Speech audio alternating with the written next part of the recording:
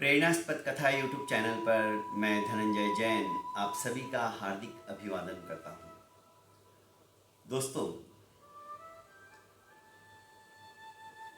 आज की कहानी छोटी सी है पर बहुत बड़ी नसीहत देने वाली है। बात उस समय की है जब महाभारत का युद्ध समाप्त हो चुका था।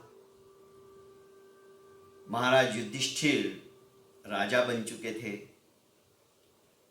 और उनका एक नियम था, दयालु तो थे ही, उनके द्वार पर आया हुआ कोई भी याचक खाली नहीं जाता था। एक दिन एक ब्राह्मण बड़ी आशा के साथ महाराज युधिष्ठिर के राज दरबार के अंदर पहुंचते हैं। अत्यंत चिंताओं से ग्रसित थे। बेटी सयानी हो चुकी थी, बेटी का विवाह, उसकी जिम्मेदारी आन पड़ी थी। सोचा कि महाराज युधिष्ठिर के रहते हुए मैं क्यों चिंता करूं। फिर भी एक बाप को अपनी बेटी की चिंता कितनी होती है, जो बेटी का बाप होता है ना, उसे ही पता रहता है। पहुंच गए महाराज युधिष्ठिर के राज दरबार के अंदर। महाराज उस समय किसी काम के अंदर अत्यधिक व्यस्त थे। याचना की दृष्टि से जब ब्राह्मण देवता का नंबर आया तो महाराज का ध्यान उस तरफ नहीं था। उन्होंने कहा, एक काम करो ब्राह्मण देवता, मैं तुम्हारी बातें कल सुनूंगा, तुम कल आ जाओ और यथेच्छ तुमको जो चाहिए वो मिल जाएगा। अभी इतना समय मेरे पास नहीं है, आज मैं किसी काम में बहुत ज्यादा व्यस्त हूं।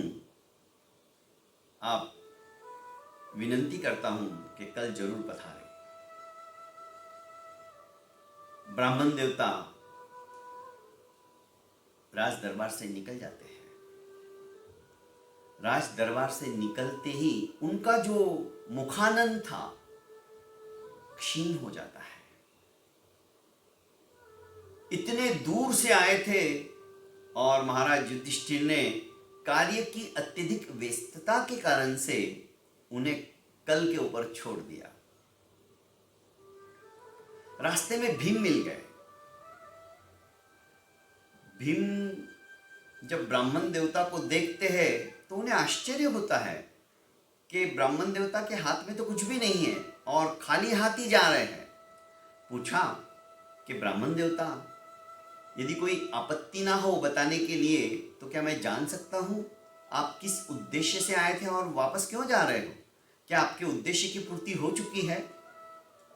ब्राह्मण देवता ने कहा कि नहीं भीम, मेरे उद्देश्य की पूर्ति नहीं हुई। महाराज अत्यधिक व्यस्त थे और मैं आया था, मेरी बेटी की शादी है, विवाह है और उसका विवाह सुचारू रूप से संपन्न हो जाए, इसी अपेक्षा से मैं याचना करने के लिए आया था।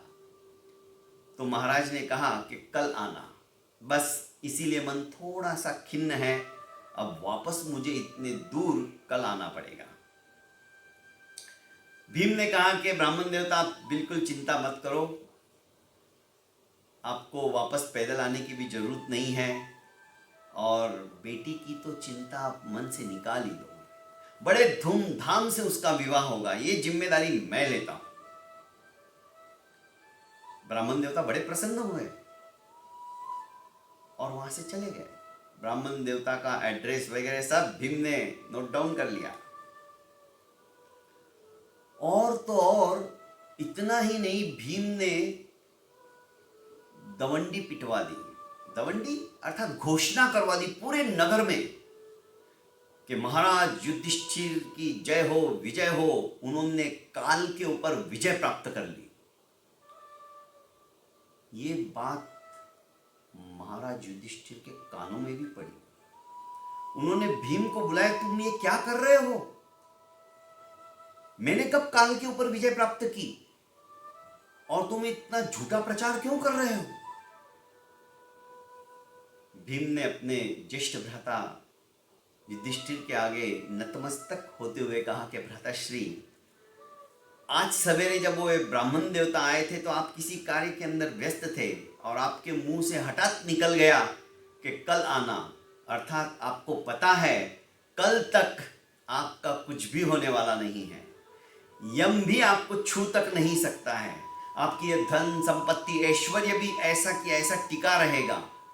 इसीलिए मैंने दवंडी पिटवा दी, इसीलिए मैंने घोषणा करवा दी पूरे नगर के अंदर कि मेरे ज्येष्ठ भ्राता युधिष्ठिर ने काल के ऊपर विजय प्राप्त कर ली। महाराज युधिष्ठिर को अपने मुंह से अनायास निकले हुए इस शब्द का हार्दिक पश्चाताप हुआ। काल के ऊपर विजय प्राप्त करना अर्थात कल के ऊपर छोड़ देना। युधिष्ठिर को चेताते हुए, युधिष्ठिर को एक नसीहत देते हुए अपने लघु भ्राता भीम ने एक बहुत बड़ा सबक सिखा दिया। हम भी ऐसा ही करते हैं, हम कल के भरोसे छोड़ते हैं। मेरे को फिटनेस की जरूरत है, मैं बस कल से योगा करूंगा, कल से जिम जाऊंगा। अरे भाई, आज से ही क्यों नहीं? मुझे गोल सेट करना है, उसके लिए बस मैं कल से तैयारियां शुरू कर दूंगा। मुझे पढ़ाई के अंदर अव्वल दर्जा प्राप्त करना है तो बस कल से सवेरे ब्रह्म मुहूर्त के अंदर उठ के पढ़ाई करना शुरू कर दूंगा। कल के ऊपर मत छोड़ो दोस्तों, वर्तमान में जीना सीखो। जिस दिन हम आज इसी वक्त में जीना सीखेंगे ना, हमें कल की चिंता करने की जरूरत नहीं। कल तो हमारा समुज्वल रहेगा ही रहेगा, पर हम कल पे ही छोड़ते हैं। महाभारत की छोटी सी कहानी दोस्तों हमें बहुत कुछ शिक्षा देकर चली जाती है।